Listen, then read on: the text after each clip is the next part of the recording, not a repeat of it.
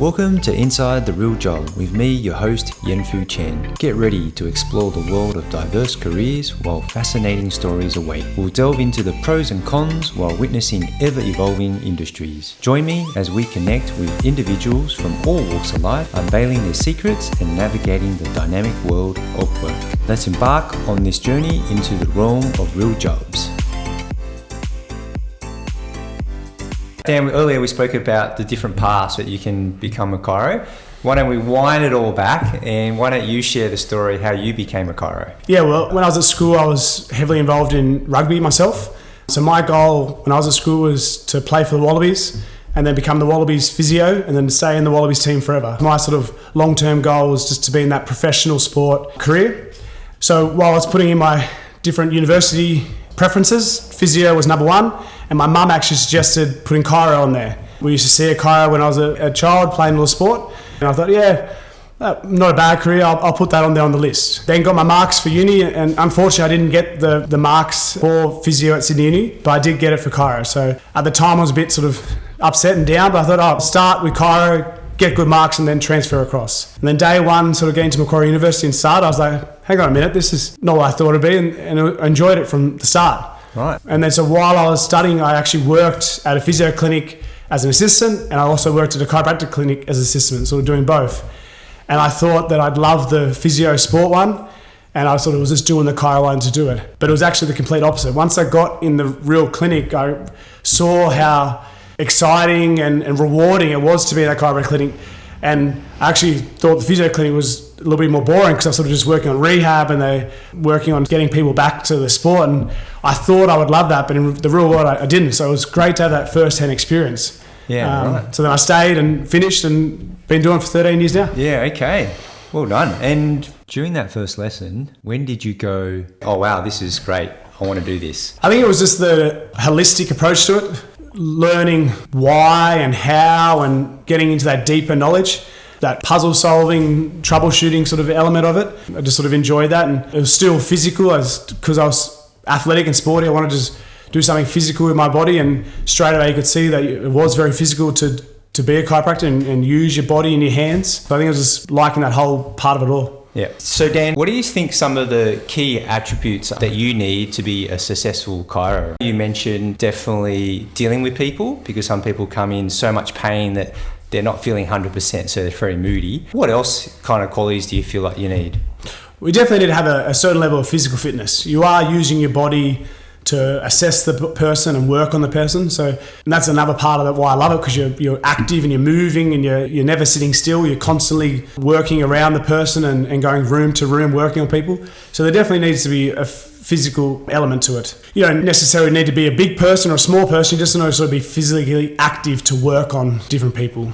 So you have to keep fit yourself. Yeah, and that also helps to educate and inspire patients when they're seeing how fit you are and what exercise you're doing yourself. It can help them to get moving themselves. And the world we live in, everyone's sitting down, working from home these days. So the exercise has definitely dropped off as a whole. So having that physical yourself helps educate people on what they can do. Yeah, totally. And back to that point of dealing with people in different situations, you mentioned it before. Is that just a thing that you just learn as you go? Or do you feel like it's a particular skill that you sort of need to have straight off the bat? I think you need to be relatively confident in your own knowledge and explaining things to people. So having good communication skills can definitely help to deal with those situations. Having that knowledge that you learn of university and having a way to explain that to general population.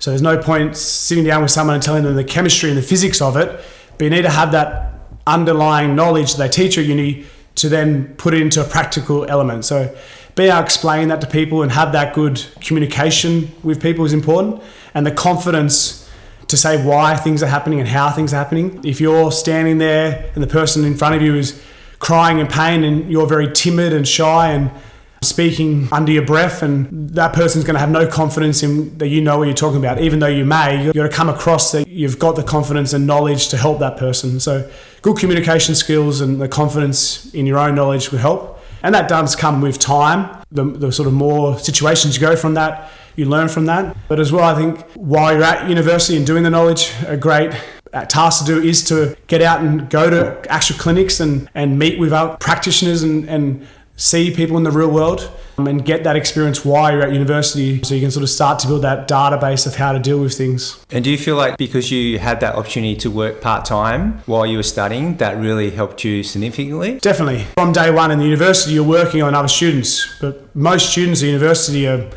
18 to 25. So you're only dealing with sort of that age bracket. You do get some mature age people, but they are only a sprinkle of the population base at university. So you're not working on any 96-year-olds. You're not working on any children. You're not dealing with anyone that's in a lot of pain. So you're sort of working only on people that know what you're trying to do to them, other students. And so working in a clinic while you're at uni as a receptionist or as an assistant or just going and observing someone is a way to get that first-hand knowledge while you're doing your 5 years, and you have the safety of not having to deal with it yourself. You can see how the chiropractor is dealing with it and learn from that person, and just slowly build that database of knowledge that once you get in the real world, you can pull on those experiences. Even though you may only be day one out of uni, you've got that time by being exposed to those clinics. Yeah, definitely.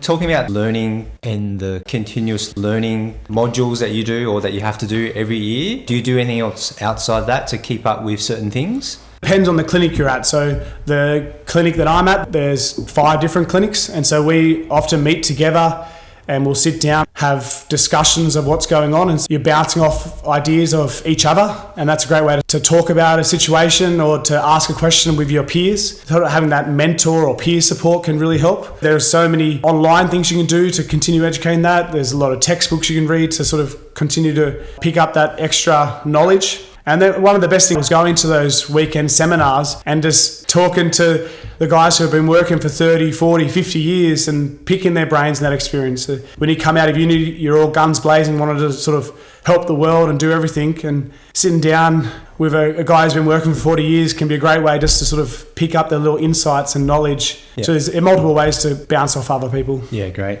Did you have a mentor when you were going through the early years of your career? Yeah, well, the clinic I work at, the head practitioner, he's been working for 50 years. And so that's sort of been the mentor that I've had my whole career. And I said when we get together and have those team meetings, he's sort of predominantly there and can be sort of the sounding board to bounce ideas off and to use that experience. So yeah, he would be the main mentor I've had. But over that 5 years at uni, you also develop a lot of friendship groups. And so you catch up with those different friendship groups, and they also act as sort of peer mentors because you're all at the same level going through, and you can talk about the hard times and the good times, and you can sort of work out ways to deal with things and come up with other ideas. So using that experience of the 50 years, but also using the experience of people going through exactly the same thing you are, you develop good relationships with those people you go through those 5 years with. So both was sort of the main points of mentoring for me. Great. And talking about, again, coming together, sharing best practices, I guess you would talk about the future.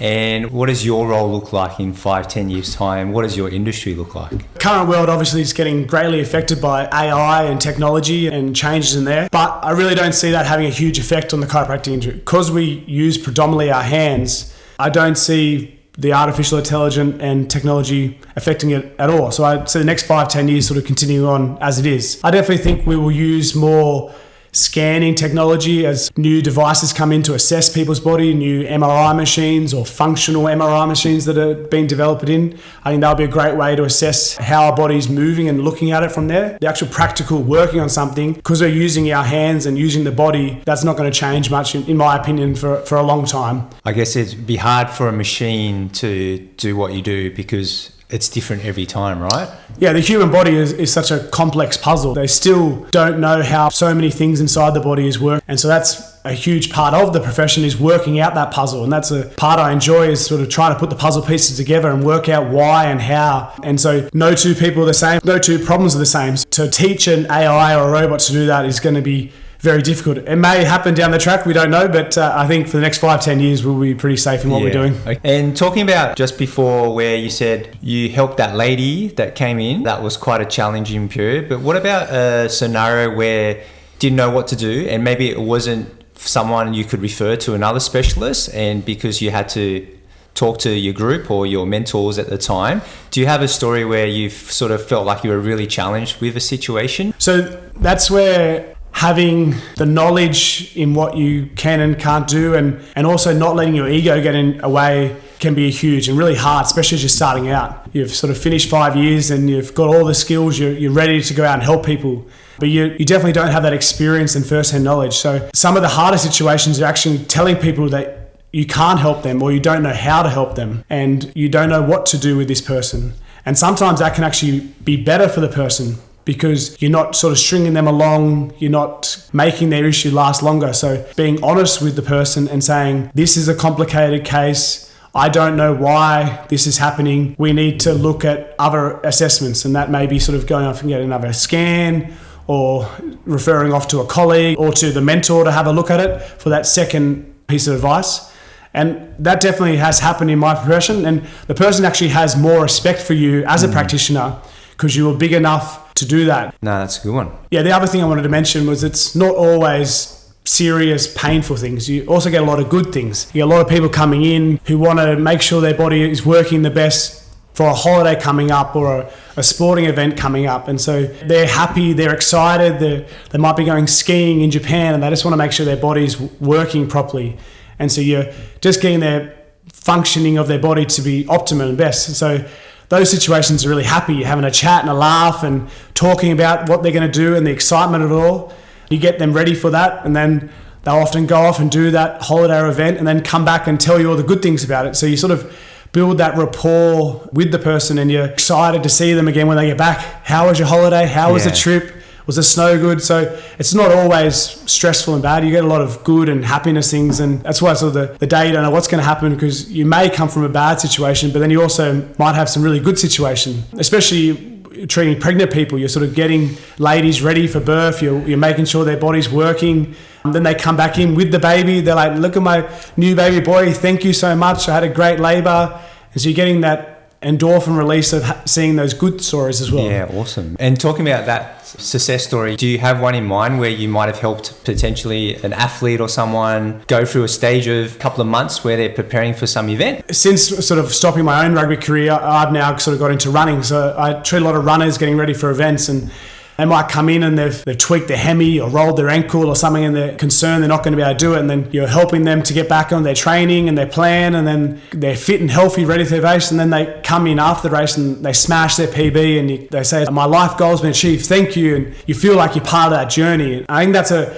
big part of why when I first started, I wanted to be in that professional sporting, seeing that journey. So I do get taste of that now, getting people ready for those activities and life events they're looking forward to. So it's really good to feel like you help that person get to their life goal or their achievement. So that's definitely a huge positive of the job. Yeah, definitely. And my last question, Dan, is what's your final tips for those that want to pursue a career as a chiro? Is there any major things that you think they should be doing if they want to be successful? Experience in the real world is vitally important for people. So I think the 5-year degree is fantastic at getting you ready for it, but it doesn't teach you everything you need to know. So I think if you're a student at school and you're thinking about it, reach out to your local chiropractor. We have people come in all the time who just want to come in and watch me work for half an hour, so half a day. And we're always happy to have them in just to sort of follow me around and to see what it's like. And that can be a great way to see whether it is something you want to go down that path even before you sign up to university, just and sit down and have a coffee and chat with the local chiropractor. Then once you are in uni, working in a clinic as an assistant or a receptionist is just going to be vitally to get that fundamental knowledge of how to deal with real world people. And also, a lot of times, as in my case, it got me a job once I finished because I was already there. You sort of got your foot in the door. So it's a great way to get into clinics, and also good to work at multiple clinics. I was working at 2 different clinics and seeing how they both work because they were different sort of led me down the path I went down. So reaching out to your local chiropractor before you start, and then once you are in, then also reaching out and seeing whether there's any role there. And if there isn't, just going in and spending half a day just watching it every now and then. That'd be the biggest tip. Excellent. That's a really good tip. Dan, thanks for your time. You're welcome. I hope you enjoyed that second episode with Dan. We talked about how he became a chiro, why he became a chiro. Felt from the conversation was his messages, and the key one was, as soon as you can, get experience. Even if you're a student just thinking about it, go and reach out to your closest chiro, ask them to see if you can spend time with them just to see if that is for you, because it's a big commitment of 5 years of study. You want to make sure it's the right career path that you want to intake, but at the same time, getting experience while you're at uni and getting as much exposure as possible, building your network really will help you not only gain the experience but potentially land a job as you come out of uni. And talking about exposure, Dan has provided his contact details, and if you are interested in talking to Dan, please find his email address in the episode description. Hope you enjoyed that episode. Please subscribe so you know when the next episode is available, and remember, make today a good news day.